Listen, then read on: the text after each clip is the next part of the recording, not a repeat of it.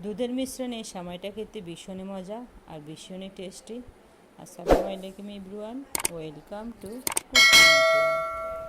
এখানে আমি আধা লিটার দুধ নিয়েছি আর দিয়ে দিচ্ছি হাফ কাপ গুঁড়া দুধ।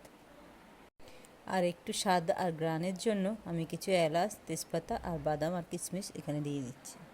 বাদামগুলো আমি আগে থেকে ভেজে নিয়েছি।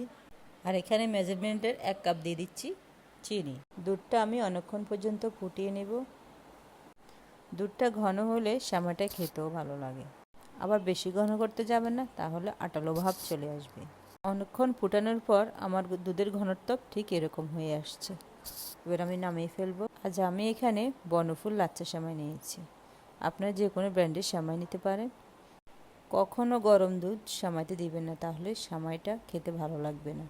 দুধ যেন হালকা একটু কুসুম গরম থাকবে, তখনই সেমাইটা দিয়ে দিবেন। এই তো আমার রেডি বনফুল লাচ্ছা সেমাই। আজ এই পর্যন্ত, সবাই ভালো থাকবেন। আল্লাহ হাফেজ।